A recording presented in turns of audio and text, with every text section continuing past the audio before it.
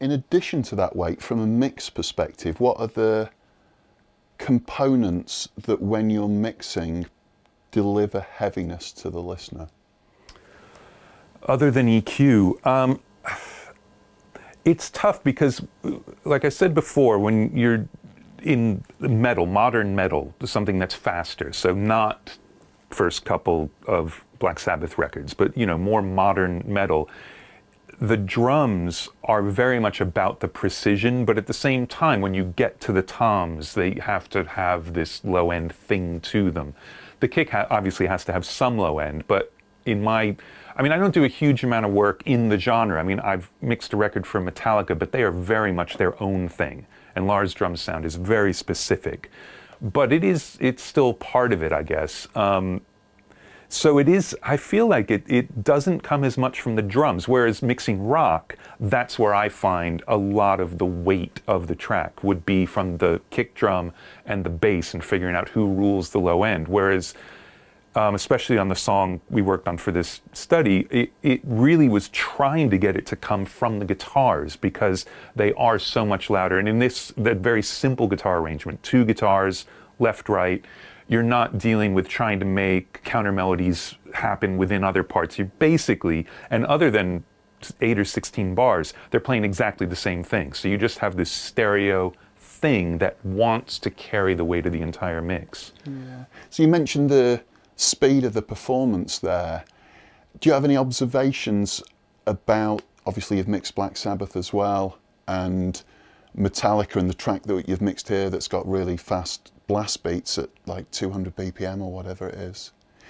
Do you have any observations about the space that is available for the sonic weight for the low end with these drum performances? It's tough. It's tough because most of those blast beats, you need the snare to have enough top end to be heard with the click of the kick. You can't make it heavy, that sort of 220 hertz thing that you'd bring up on a Neve to make the snare fat, because it's going way too fast for that. And there's cymbals involved, so the kit almost rises up.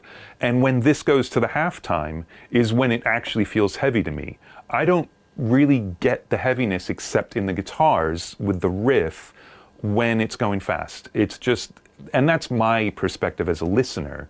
But it's also, I think, part of just my personal taste. I like slow, dark, sad, distorted things. And when they speed up too much, it's hard for me to kind of settle into it. So that's why I love the halftime part of this. That's, to me, when the track just drops and gets really heavy. Because again, you have the room in the mix. You're not trying to hear things as much. It's obvious what the drums are doing there. The section that you mentioned, the breakdown in the middle of the song where there's more space, there's also some orchestral elements there. Do you see orchestral elements contributing towards this idea of perceptual heaviness? I think it definitely can. Interestingly, we talked about I don't work in this particular genre a huge amount.